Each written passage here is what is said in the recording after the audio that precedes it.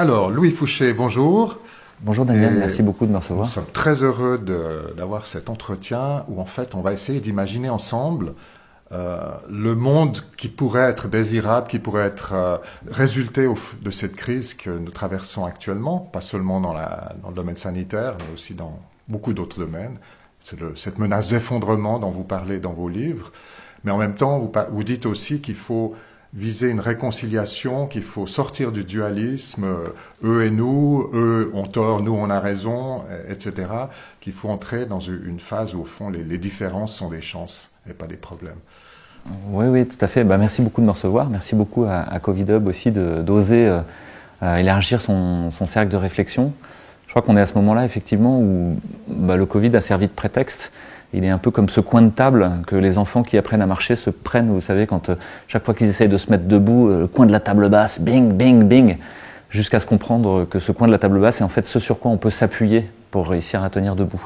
Et c'est mon espoir dans tout ce qui est en train de nous arriver, c'est que toutes ces crises qui s'accumulent soient finalement un prétexte à réussir à se mettre debout, à gagner en autonomie, à regarder plus loin le monde comme ce petit enfant qui réussit à faire ses premiers pas. Donc à la fois c'est douloureux et à la fois il y a une sorte d'exaltation à essayer encore. Et c'est quelque chose que je pourrais offrir au public peut-être, c'est cette idée qu'il va y avoir des processus d'essai-erreur multiples. Et il va y avoir de nombreux échecs, comme l'enfant retombe, se reprend le coin de la table, et puis au bout d'un moment on finit par réussir à marcher. Là, vous avez dit dans votre introduction que finalement, on essayait d'imaginer ensemble ce monde désirable. Je crois que c'est pour moi un des mots très importants, c'est cette idée que ça se fait ensemble. Ça ne peut pas être les uns contre les autres en essayant d'imposer par une frange de la population qui dirait « mais j'ai raison, tu as tort », etc. Et on se retrouverait dans une guerre les uns contre les autres où on cherche à avoir raison. C'est ce qui est en train de se manifester dans notre société, dans notre monde aujourd'hui, c'est une guerre où il s'agit d'éradiquer l'ennemi. Sauf que l'histoire nous a toujours montré la même chose, c'est que les guerres aboutissent au fond à une autodestruction mutuelle. Parce que je ne peux pas vaincre l'autre. Il n'y a rien à vaincre, il n'y a rien à détruire, il n'y a rien à gagner. Et toutes les guerres aboutissent, alors qu'elles croient être gagnées, à de nouvelles guerres.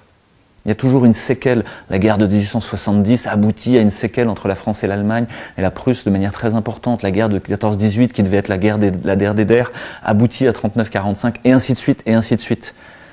Ça veut dire que ce logiciel-là, où on voudrait imposer à l'autre une certaine vision du monde, est par nature inefficace.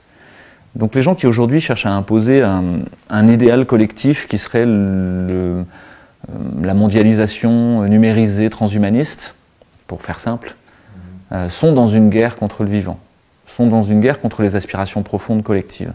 Cherchent à nous enfermer dans un monde où on serait tout seul derrière nos écrans de réalité virtuelle et où on serait tout puissant si on a le bon abonnement derrière notre téléphone portable.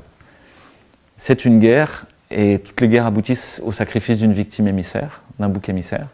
C'est le travail de René Girard. Je pense qu'il faut inventer autre chose. Ça veut dire quoi? Ça veut dire qu'il va falloir faire, et y compris avec les gens qui ont cru que le Covid était une terrible épidémie, avec les gens qui ont cru que la vaccination pouvait être une panacée qui allait les sauver complètement. Il va falloir faire avec tous ces gens-là. Actuellement, au sein de la population qui s'est soulevée contre les mesures liberticides qui ont été prises par nos gouvernements, il y a un certain nombre de gens qui sont encore en colère, qui veulent en découdre. Il y a des gens qui ont été trompés et qui se sont réveillés avec des effets secondaires des injections expérimentales. D'autres qui ont pris conscience au fur et à mesure du temps que notre système allait dans le mur. Certains qui sont encore dans le déni et qui cherchent à se protéger parce que c'est trop douloureux de regarder que leur mode de vie va vaciller dans les quelques années qui viennent. On a besoin d'aller ouvrir la porte à ces gens-là et de leur proposer quelque chose de désirable. Si on ne fait que montrer ce qui ne va pas, il n'y a personne qui a envie de venir avec vous. C'est comme si vous disiez à quelqu'un qui est sur un bateau en train de faire naufrage, saute dans l'eau avec moi, tu vas voir, c'est beaucoup mieux. Alors que vous êtes au milieu des vagues échevelées et qui vous précipitent sur les rochers.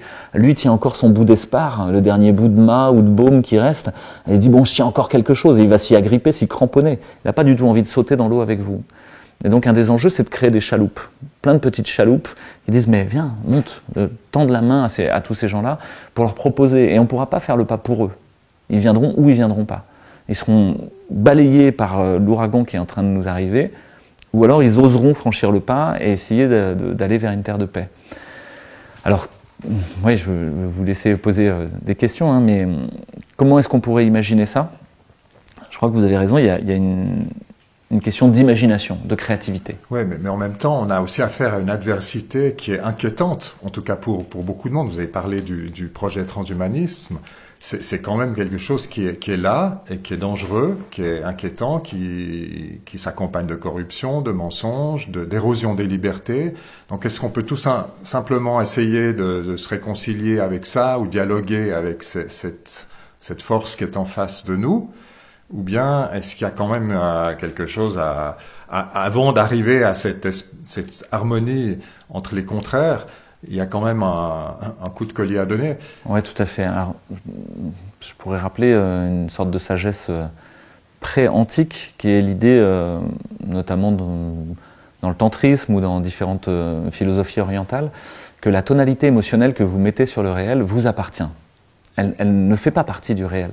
Quand vous dites ces choses-là sont inquiétantes, sont des qualificatifs que vous mettez et qui vous appartiennent en propre. Il y a simplement des faits, il y a des choses qui sont là. Il y a des mouvements à l'œuvre qui visent à avoir plus d'argent, avoir plus de pouvoir. C'est rien de très nouveau. C'est pas quelque chose qui est apparu au XXIe siècle. Ça a déjà été là dans l'Italie des Borgia, ça a déjà été là dans l'Empire romain, etc. Et donc, je suis pas sûr que ce soit vraiment inquiétant. C'est simplement une des parties de la nature humaine. Ça fait partie de nous, c'est à l'intérieur. Cette volonté de puissance, cette volonté de pouvoir sur l'autre, qui correspond à se rassurer quelque part, à essayer de plus avoir peur. Et pour moi, c'est une des questions centrales, c'est la question de la peur. Et le premier pas pour commencer à avoir de la créativité, c'est arriver à traverser la peur, à transformer cette peur en une sorte de courage d'agir. Ça, c'est le titre de votre prochain livre. Oui, effectivement. Alors, c'est un peu tôt pour en parler, parce qu'il est encore en cours d'écriture. Mais c'était déjà dans Réinfo Covid parmi nos raisons d'être, d'essayer de transformer la peur en prudence et la colère en courage. En tout cas, d'aider à cette transformation. Et parce que pour moi, tout le monde a peur. Les gens qui avaient peur du virus, les gens qui avaient peur de Bill Gates, de son grand projet transhumaniste, les gens qui ont peur de la pédocriminalité institutionnelle de nos élites, tout ça, c'est des peurs. Et la peur conduit soit à s'enfuir, soit à se figer, soit à se battre, vous savez. C'est le fight or flight des réactions physiologiques. Or, il y a beaucoup d'entre nous qui, face à la bataille, se disent « mais effectivement, en face, nous avons une puissance d'argent, une puissance médiatique, une puissance juridique, une puissance de pouvoir exécutif, législatif, médiatique, qui est proprement époustouflante. » Et si vous relisez L'Art de la guerre de Sun Tzu, vous savez que quand vous faites le bilan des forces, avant même le combat, vous savez qui va gagner. C'est-à-dire que si vous regardez bien là et que vous vous engagez dans une guerre contre les gens qui sont au pouvoir et qui veulent toujours plus de pouvoir et toujours plus d'argent et qu'on pourrait qualifier de l'oligarchie financiarisée qui règne sur le monde actuellement, ben vous n'avez pas les épaules pour faire face. Ça veut dire que la non-violence n'est pas une option, elle est la seule option. Évidemment, c'est très tentant ce que vous nous dites de transformer la peur en prudence, la colère en courage.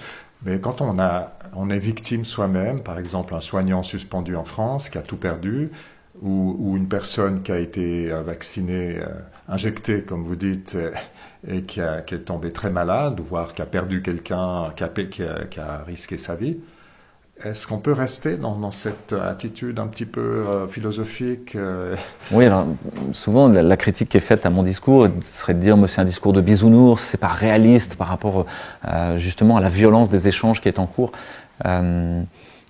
Si on reprend cet exemple que vous citez des soignants suspendus en France, effectivement, il y a une extrême violence du pouvoir institutionnel qui met à pied, sans pouvoir prendre ses congés payés, sans aucune indemnité, sans pouvoir prétendre au chômage, sans même pouvoir retrouver un autre travail, des gens qui sont parfaitement qualifiés, qui parfois travaillent depuis 30 ou 40 ans, et alors même qu'il y a un besoin d'eux dans notre système de santé.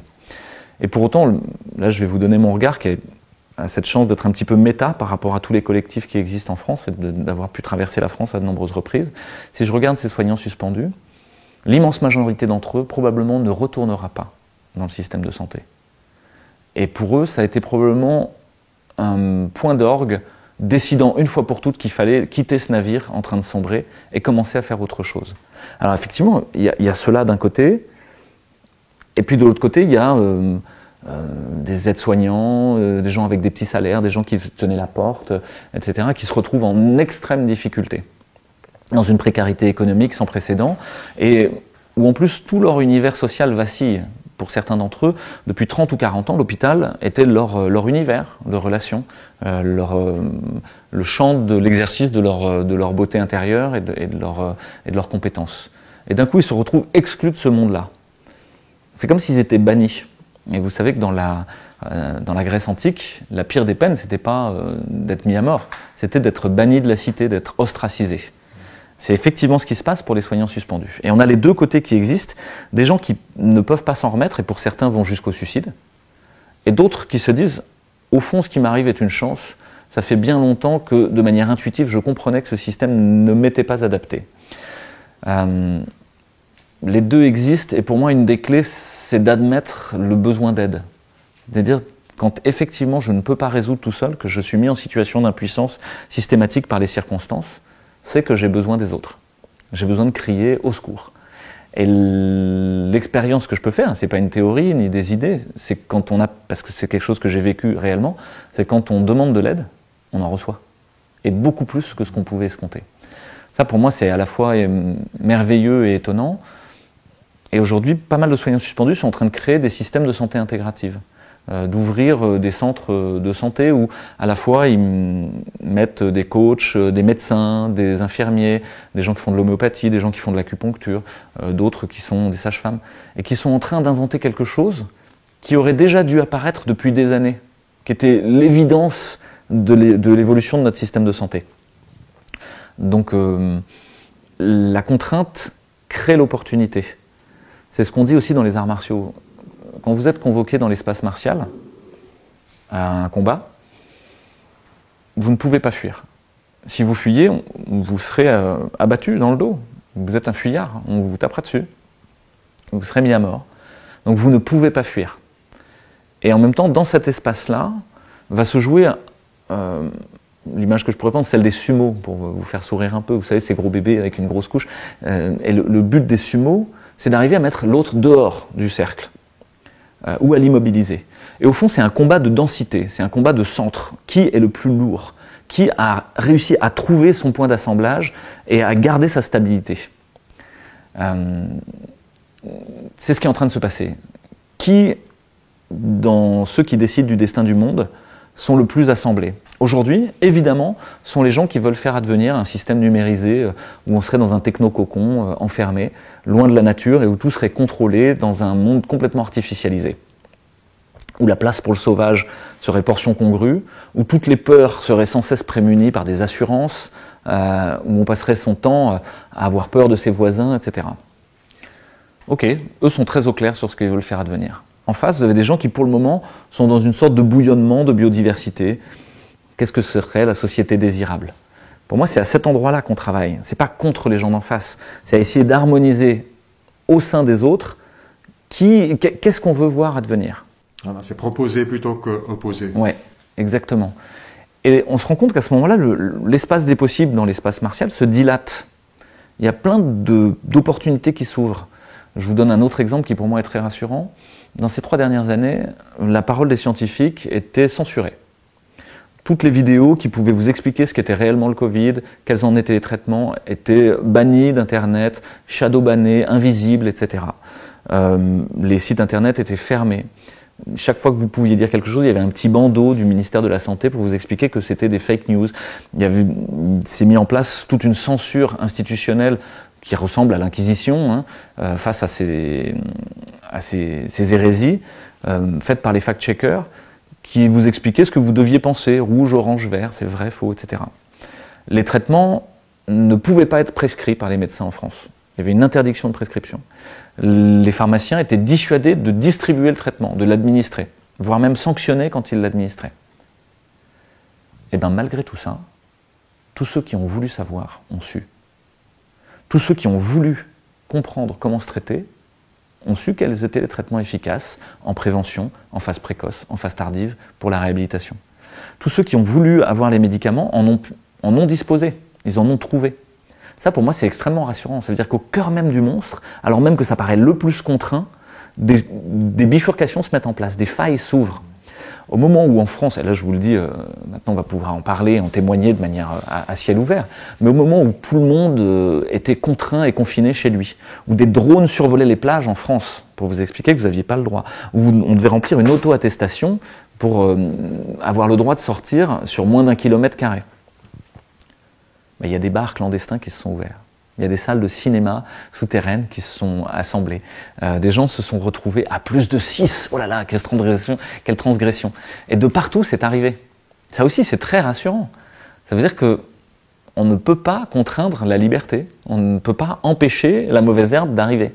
Vous aurez beau mettre du Roundup, mettre du défoliant toute la journée, à chaque printemps arrivera un nouveau pissenlit, arrivera au coin du bitume quelque chose qui va venir faire péter le béton. Ça, pour moi, c'est encore une fois une source d'émerveillement. C'est-à-dire que le sauvage ne peut pas être arrêté. Et il y a un mouvement de retour, justement, à une sorte de sauvagerie. Et la sauvagerie contient de la violence. Il va y avoir, effectivement, des échanges musclés avec les gens qui ont le pouvoir.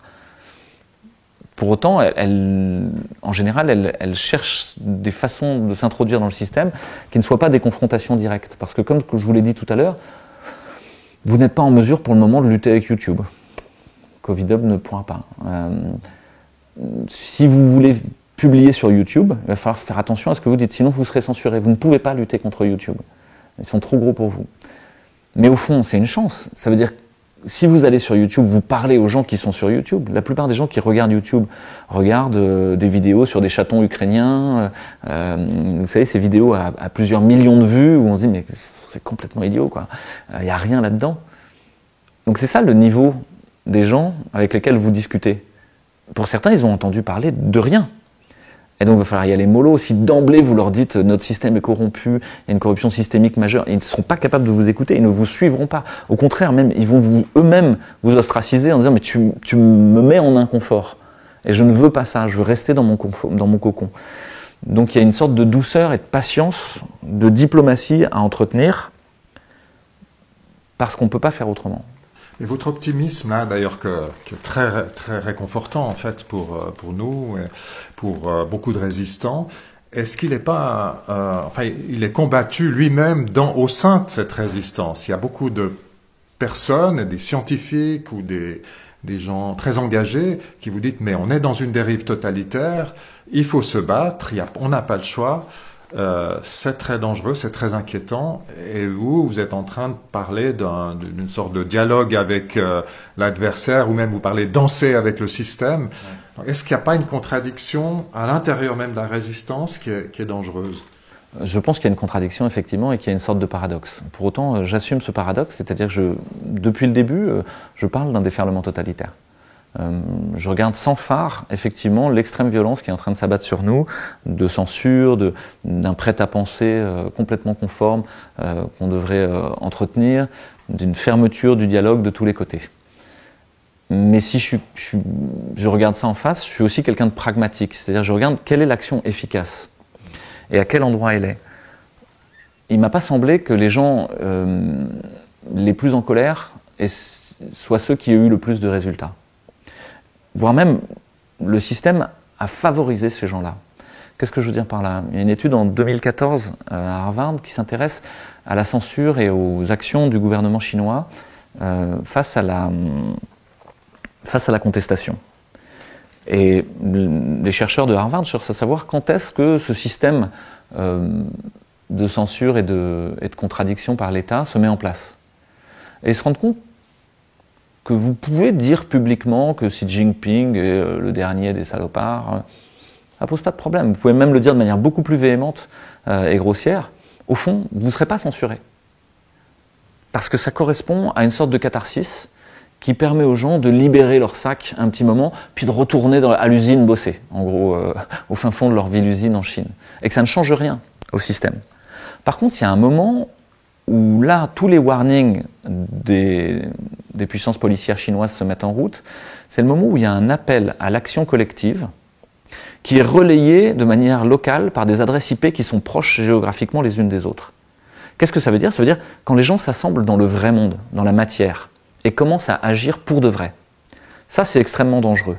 Vous pouvez passer votre temps à critiquer sur Twitter, YouTube, faire des conférences même. Ça ne pose aucun problème. Vous êtes transformé en homo Twitter. Vous êtes un petit oiseau sur une branche ou sur un fil, vous savez, électrique, en train de commenter ce qui se passe en dessous. J'ai raison, tu as tort, j'ai raison, tu as tort. Mais pour autant, il ne se passe rien.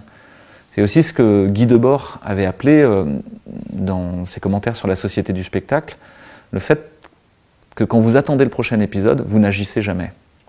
Et si vous passez votre temps à essayer de préempter ce qui a été fait par votre ennemi, vous ne mettez pas en route ce que vous voulez. Bien sûr, il y a un projet totalitaire. Bien sûr, il y a un projet de contrôle social à la chinoise, utilisant les outils de l'interconnexion numérique. Ok. Je peux rester fasciné par ça dans un discours de dénonciation. Peut-être c'est utile, peut-être que ça va ouvrir les yeux à certains, mais je pense que la plupart de ceux qui devaient voir avec ce discours-là ont déjà vu. Et qu'en gros, ce discours maintenant doit se transformer sous peine de rester bloqué et de tourner en boucle dans une sorte de paranoïa en miroir de celle de ceux qui ont le pouvoir. Et que maintenant, une fois qu'on a dit ça, on dit quelle est mon action pragmatique qui est efficace. L'action pragmatique, elle se situe pour moi dans 3 dimensions différentes. Elle se situe dans une dimension d'opposition, être contre ce qui est en train de se passer, et donc faire des procès. Vous avez en France, en Suisse, des gens qui commencent à entreprendre des procès contre Berthet, c'est très intéressant. Bien sûr qu'il faut le faire, il faut avoir une vraie stratégie, être intelligent avec le courage, y aller au bon endroit, essayer de dénoncer et de faire tomber sur le bon paramètre par le bon outil juridique. Mais pour moi, une grosse partie de l'opposition sera plutôt de nature du boycott. Dire non, structurer la limite. Dire non, ça ne passera pas par moi. J'admets que cette injection ne passera pas par mon corps. J'en assume les conséquences. J'admets d'être exclu d'une partie de votre système. De toute manière, je n'y crois plus. Je ferai du soin autrement. Je serai pompier autrement. J'aiderai, etc. Je structure le boycott. Et le boycott devient très puissant quand il est collectif. C'est toute l'histoire de Gandhi et de la route du sel. Vous savez, Gandhi part tout seul sur les chemins jusqu'à Jaipur pour essayer de contester l'impôt sur le sel qui est entretenu par les Anglais, qui prennent à chaque fois qu'on fait du sel ou qu'on en vend un impôt. Et il arrive là-bas, et au fur et à mesure de son chemin, tout le monde se met à le suivre, de plus en plus de monde. Et il prend juste sa timbale, et il prend un peu d'eau de mer, puis il la laisse sécher au soleil, il prend le sel. Il n'a pas le droit de le faire. Et il montre à tout le monde que tout le monde peut le faire. Et dire non, refuser l'impôt. Et c'est ce qui se passe. En Suisse, il y a des quantités d'arrestations, je crois qu'il y a plus de 60 000 arrestations, qui remplissent les prisons indiennes. Et au bout de quelques mois, le gouverneur en Inde dit « mais je suis dépassé, je ne peux pas lutter ». De toute manière, les gens acceptent d'aller en prison, ils y restent le temps qu'il faut, et ils font quand même leur sel en ressortant, et ils continuent. Donc on ne peut pas maintenir cet impôt, ça n'est pas possible. Ah, ça, moi, c'est mon espoir secret sur l'opposition, c'est est-ce qu'on arrive à structurer un boycott efficace, un non-agir efficace, avant même de vouloir changer quelque chose. Ça implique aussi une transformation des consciences de la part des gens qui veulent changer le système. Parce que jusqu'à maintenant, dans l'histoire, on a vu quand il y a eu des révolutions ou des bouleversements, la Révolution française ou le communisme, et plus récemment l'écologie, le féminisme, les droits humains, on a vu que ces transformations, si elles ne sont pas accompagnées d'une transformation intérieure des individus, on crée un nouveau système qui est parfois pire que le précédent.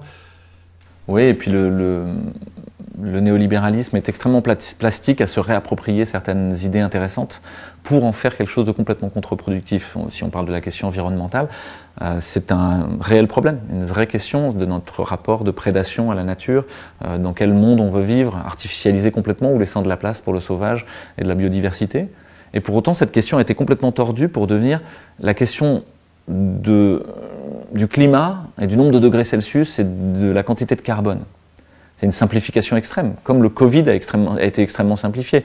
Le Covid, c'est une question d'immunité, de rapport avec les virus, avec le microbiote, dans quel état on est, d'obésité, d'hypertension, de diabète, de dysimmunité. comment on s'alimente, comment on est en stress, etc., pour devenir qu'un problème de R0 et de quantité de virus sur un test dans le nez.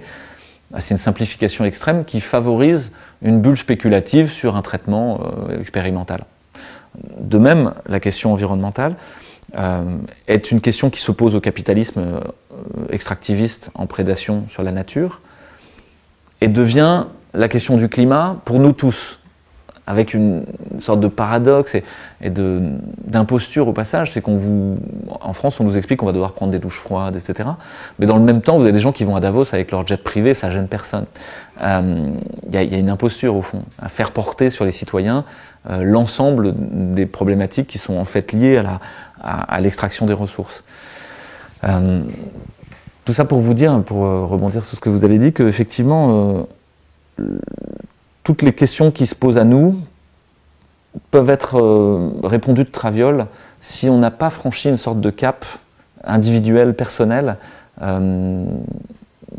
qui correspond en fait à se retourner sur soi. Mais qu'est-ce que je veux ? Qu'est-ce que je veux vivre ? Si j'ai peur et que je veux du confort, j'aurais peur que le monde explose demain à cause du carbone, et donc je vais accepter toutes les compromissions qui vont avec, et toutes les restrictions de liberté qui vont avec. Si je veux vivre sobrement, ça commence maintenant. D'emblée, décider que j'ai pas besoin de manger autant, que j'ai pas besoin de partir au bout du monde en vacances, que j'ai pas besoin d'une troisième voiture. Et c'est un travail personnel à faire avant tout. Ouais. J'en ai parlé un petit peu hier dans la conférence qu'on a faite, mais c'est très difficile ensuite de se mettre ses propres limites. Or pour moi, on est dans ce moment-là où notre société doit structurer des limites. Qu'est-ce que je veux dire par là ? C'est que l'ensemble de notre pouvoir d'extraction matérielle sur la nature aboutit à une sorte d'hubris, de folie des grandeurs. On peut tout faire, effectivement, l'humain occidental, par le feu nucléaire, par l'énergie pétrolière, peut tout faire, quasiment. Mais et il sait donc ce qui est faisable, mais qu'est-ce qui est souhaitable ? Est-ce qu'il faut aller jusqu'au bout de notre possibilité à créer des armes supersoniques, des nouveaux missiles, etc. Ou est-ce qu'on est capable de se structurer des limites ? Pour moi, c'est vraiment ce moment-là dans lequel on est pris, c'est comment est-ce qu'on structure la limite ensemble ? Si nous ne la structurons pas pour nous-mêmes et collectivement, d'autres la structureront pour nous. C'est ce qui est en train d'arriver. On est dans une société où de partout, nos libertés se restreignent. Mais ce n'est pas nous qui y consentons. Or, une règle consentie, au fond, est bien mieux appliquée qu'une prescription extérieure. Et ce consentement pourrait, au fond, résulter d'un regroupement des gens qui souhaitent un autre monde, un monde différent, et qui se réunissent pour toutes sortes de nouvelles activités, plus écologiques, plus humaines, et en même temps qui fixent entre eux des limites, donc en dehors du gouvernement, en dehors des grandes tendances internationales. Oui, alors, effectivement, il y a une question d'échelle derrière ce que vous dites, c'est comment est-ce qu'on fait pour fixer cette limite et à quelle échelle ? Il y a beaucoup de gens qui souhaiteraient le faire à un niveau mondial, qui sans cesse se disent « Ah, mais il faudrait qu'on soit plus gros, le faire au niveau pan-européen, puis au niveau mondial, et s'assembler tous ensemble. » Pour moi, c'est un rêve grandiose qui correspond à refuser sa propre responsabilité pour la mettre dans les mains de quelqu'un d'autre, qui soit à un niveau plus grand, dire « C'est papa qui décidera ». Non, papa n'a rien à décider, je vais décider de ma propre vie, et nous on va le faire ensemble. Il y a un exemple assez fameux, qui est celui des hauts pâturages des cantons suisses de montagne, sur comment sont attribuées les terres. C'est ce qu'on appelle les communs. Ça a été mis en évidence par quelqu'un qui a été prix Nobel en économie, qui s'appelle Elinor Ostrom, et qui a dit il y a probablement une voie alternative entre une décision strictement individuelle, libérale, extrême, où je vais décider mes règles, puis je vais les imposer aux autres, puis le kolkhoz soviétique, où c'est le groupe entier qui impose à tout le monde dans la brutalité, voilà, avec en plus ensuite la subversion du soviet et sa corruption. Il y a probablement une voie différente, qui est une échelle où les gens arrivent à se doter de leurs propres règles, arrivent à traverser les conflits et à jouir d'une ressource en décidant eux-mêmes comment est-ce qu'ils l'administrent. C'est ce qu'on appelle un commun. Vous avez un autre exemple en France qui est fameux, qui s'appelle les Roubines, dans le sud de la France, qui est comment est-ce qu'on attribue l'eau. pour les différentes parcelles de culture. Et l'eau est extrêmement précieuse, parce qu'il pleut très peu. Et au fond, ce sont les gens localement, c'est pas l'État, c'est pas un entrepreneur qui a décidé de tout racheter, c'est pas Veolia qui vient décider comment... C'est les agriculteurs eux-mêmes qui se réunissent et qui ont fait un système où ils s'attribuent la quantité d'eau, et c'est eux-mêmes qui se donnent leurs propres règles. Je crois assez fort au fait qu'on a besoin de rétablir des communs, et pourtant c'est pas facile. C'est-à-dire qu'au sein même des groupes de résistance qu'il y a eu ces 3 dernières années, on voit que beaucoup de gens rejouent les systèmes institutionnels. Ils veulent refaire un système pyramidal où il y a un chef qui décide pour les autres. Ils veulent faire un système strictement horizontal où il n'y a pas de chef, mais qui ne marche pas et qui aboutit à rien. Et assez peu de groupes arrivent à se dire « nous allons avoir du conflit, nous ne sommes pas d'accord sur tout, c'est pas vrai ». On s'est assemblé à la faveur du Covid, mais au fond, on a plein de divergences sur plein de sujets. Il faudrait qu'on arrive à trouver le point d'assemblage central. À quel endroit est-ce qu'on peut trouver le petit espace qui recoupe nos possibles et sur lequel on est d'accord? Et en même temps se doter de règles du jeu qui nous permettent de traverser des conflits. Les collectifs que j'ai vus qui survivent à tout ce qui est en train de se passer sont ceux qui se sont dotés d'outils à régler les conflits. Je vous donne l'exemple de Réinfo Covid, qu'on a étêté de manière volontaire, qu'on a effondré de manière volontaire, pour laisser la place à tous les enfants et à tout ce qu'il y avait après. Pour nous, n'importe qui pouvait être capable, parmi les coordinateurs, de dire il y a un problème, et le poser sur la table avec un espace qui était prévu pour ce problème. Que ce soit un problème organisationnel, un problème stratégique, un problème personnel. Et donc faire appel à ce qu'on a appelé, nous, un cercle des sages. C'est-à-dire tirer au sort, parmi tous les coordinateurs, 3 sages, à qui on dit, voilà, ça va être à vous d'arbitrer cette tension. Ça ressemble au jury d'assises, si vous voulez, et au tirage au sort du jury d'assises. C'est donner la responsabilité à un moment de faire face au conflit, d'arrêter de le mettre sous le tapis, d'accepter qu'il est là, et qu'au fond, il est une chance. Il est un cadeau qui est offert au collectif parce qu'il correspond justement à des frictions naturelles qui sont en cours et qui nous aident à déterminer vers où on a envie d'aller. Tout récemment, au sein du Conseil scientifique indépendant, on a eu des tensions liées à qu'est-ce qu'on cherche à faire. Est-ce qu'on cherche à être une tribune publique avec un maximum de public et des followers? Ou est-ce qu'on cherche à poser une parole scientifique exempte de conflit d'intérêts? Peu importe le nombre de followers qu'on est, on est rigoureux et suffisamment rigoureux pour petit à petit avoir une légitimité à parler aux députés, aux sénateurs et à faire un lobbyisme ciblé auprès de nos décideurs. Mais il y avait 2 visions différentes, il n'y en a pas une qui est plus légitime que l'autre. C'est juste, au sein du groupe, il y a ces 2 tendances-là. Notre idée a été petit à petit de dire peut-être que les 2 sont justes, mais que le conseil scientifique va rester un outil de légitimité scientifique, d'assembler une agora d'une parole la plus rigoureuse possible, et que pour une parole plus politique, au sens de la vie de la cité, il faudrait créer une autre émission.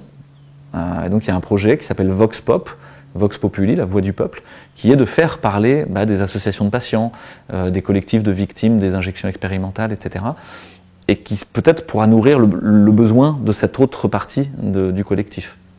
Voilà, nous arrivons à la fin de cet entretien, je pense. J'aimerais encore poser une question sur, vous avez parlé des médias, en les décrivant comme une fabrique industrielle du mensonge.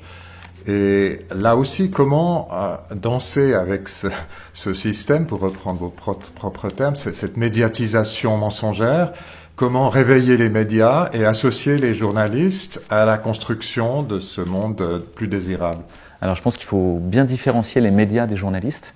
Les médias sont des structures institutionnelles avec leur corruption systémique.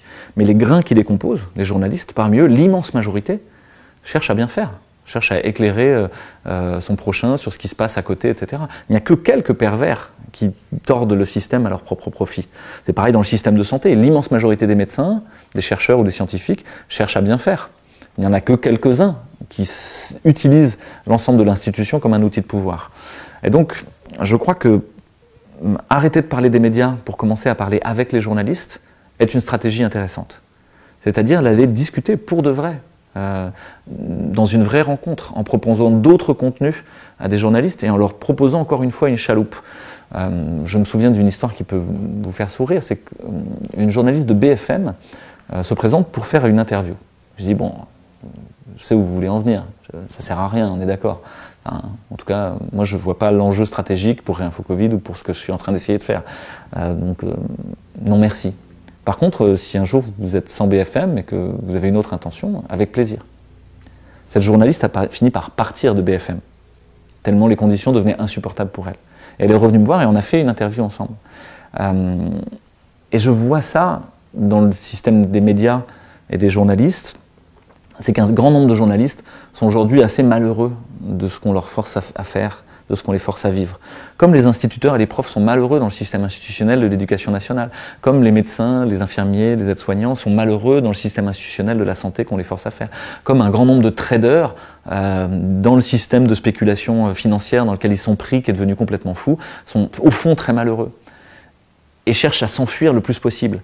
Alors un certain nombre d'entre eux se disent je vais faire un maximum de pognon, puis je serai à la retraite rapidement, puis ensuite je cultiverai mon jardin. C'est bon, ils s'en vont à leur tour, ils prennent leur retraite à 42 ans après avoir fait fortune, et puis bon, bah ça y est, ils s'intéressent enfin à des questions spirituelles ou à autre chose.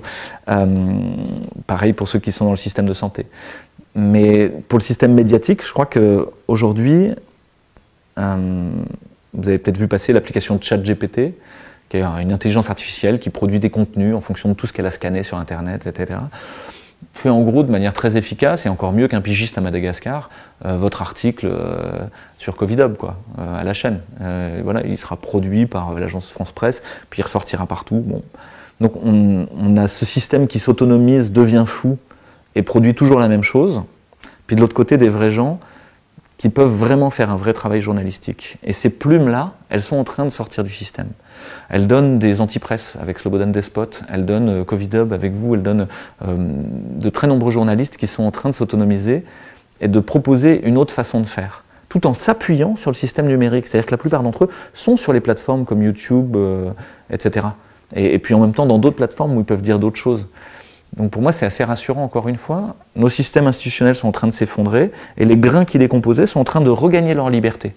Et ils vont se réassembler pour refaire des structures institutionnelles désirables. Et pour moi, c'est un des gros enjeux, on n'en a pas parlé, mais il ne s'agit plus de faire des alternatives. Toutes les alternatives ont déjà été explorées. Il s'agit de bâtir des institutions désirables, dans lesquelles tous ceux qui fuient le système qui est en train de les rendre malheureux vont venir se réfugier. Et voilà, il n'y a qu'à attendre, on est patient, et puis être actif. Ça ne veut pas dire que c'est facile, ça ne veut pas dire qu'il n'y aura pas des pièges, que le système institutionnel ne va pas chercher à l'effondrer de manière très importante. Mais je crois que la biodiversité, encore une fois, est inarrêtable. Aujourd'hui, il y aura sûrement des lois pour interdire les centres de médecine intégrative. Eh bien, ils s'appelleront coaching bien-être, ils s'appelleront autrement, et ils le feront quand même. Il y aura peut-être des lois pour interdire les journalistes. Peut-être qu'ils s'appellent. Vous avez vu pendant le Covid que des gens ont dit qu'ils étaient des groupes politiques pour avoir le droit de se réunir quand même. Ils étaient des partis politiques. Et ils ont trouvé des failles. Il y a toujours des failles. Bien, Louis Fouché, nous vous remercions de votre courage et puis aussi de votre imagination pour nous aider à passer dans ce monde désirable que beaucoup de gens attendent, mais sans trop savoir comment y accéder. Et là, vous donnez quand même des pistes qui certainement vont être utiles pour beaucoup de gens. J'espère aussi, donc, en synthèse pour conclure, je pense que ça peut être à une échelle locale où on a une puissance d'agir, que notre action, elle doit être guidée plutôt par la boussole de la joie. Si vous êtes dans une peur, en essayant de vous défendre, au fond, vous ne changerez pas grand-chose, alors que la joie ouvre plein de possibles. Ça veut dire qu'il n'y aura pas de travail, il y a beaucoup de travail. Mais c'est un travail qui est joyeux, où vous avez un retour sur investissement qui est maximal. Et donc, dès que vous écoutez un peu les signes, vous savez à quel endroit vous êtes fait pour mettre votre action. La vie a envie qu'on soit heureux. Et il suffit d'écouter les signes. Merci beaucoup. Merci.